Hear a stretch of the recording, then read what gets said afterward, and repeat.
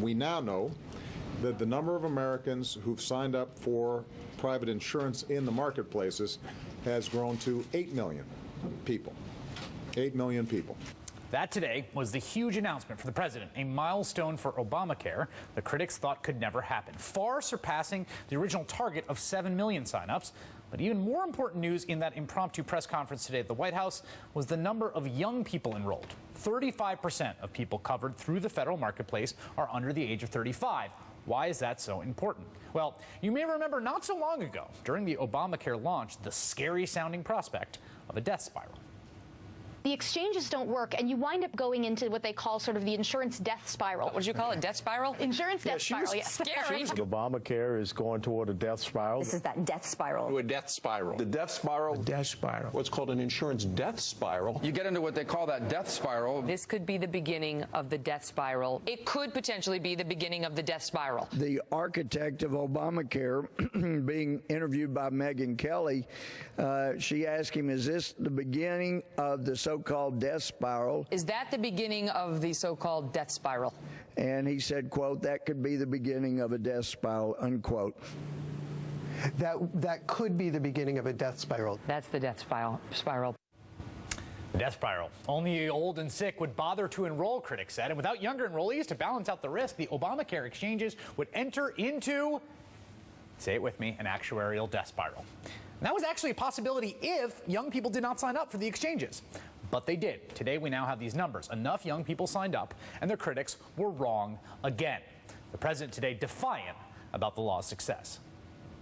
But we now know for a fact that repealing the Affordable Care Act would increase the deficit, raise premiums for millions of Americans, and take insurance away from millions more. I find it strange that the Republican position on this law is still stuck in the same place that it has always been. They still can't bring themselves to admit that the Affordable Care Act is working. The best chart to capture this news comes from Judd Legum of Think Progress. Hey, Fox News updated your Obamacare chart for you. Joining me now, Jonathan Cohn, senior editor of The New Republic and author of Sick, The Untold Story of America's Healthcare Crisis, The People Who Pay the Price. All right, Jonathan, how big is this news today? It's pretty big. This is as good a day for the cause of health care reform, I think, that we've had since, March of 2010 when President Obama signed the law. Wow. These are two very big thresholds. We know that, the system works. The predictions were always, 6 or 7 million people would sign up, and that's probably what it's going to end up at because, the 8 million will fall down a little bit. Some people won't pay, but we're going to be right on target for that.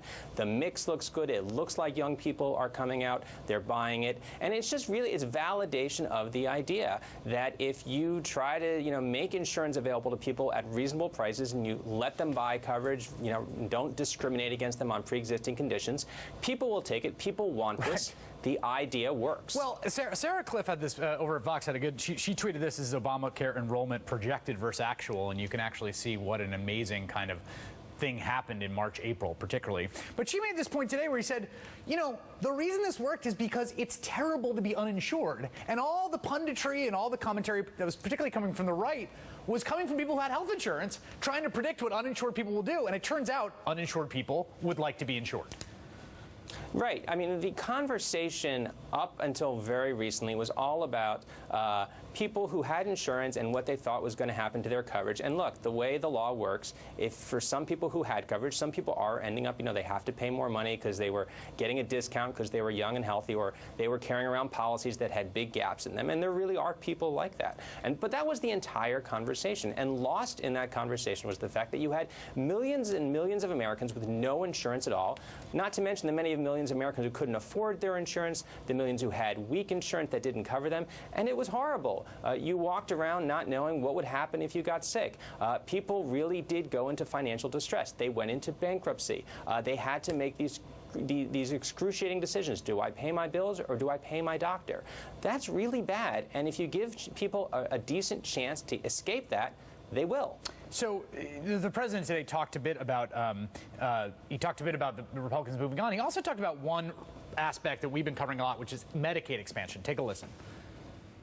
States that have chosen not to expand Medicaid for no other reason than political spite You got 5 million people who could be having health insurance right now at no cost to these states. Zero cost to these states, other than ideological reasons. They have chosen not to provide health insurance for their citizens. That's wrong. It should stop. Political spite, 5 million people without health insurance. I think that is exactly accurate.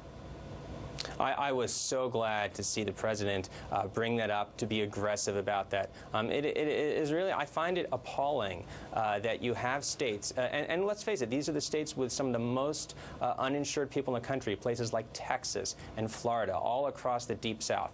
You have millions of people who desperately need this coverage. The federal government is putting the money on the table. The states have to do very little to get it. It is really shocking that you have governors and state lawmakers who are turning this money away. I mean, it doesn't make good economic sense. This is jobs in their states. They're turning down the money. But more importantly, I just don't understand the morality of it. There's no question that when people get on Medicaid, at the very least, they're more financially secure. This is a known thing. And these lawmakers are basically saying to their own people, we are not going to help you because we want to make a point. Yeah. We don't want to help you because we are so opposed to this idea. I find it appalling. It is stupid, it is appalling, and it is shameful. I have been surprised, actually, that states have done this. But there you have it. Jonathan Cohn from the New Republic. Thank you.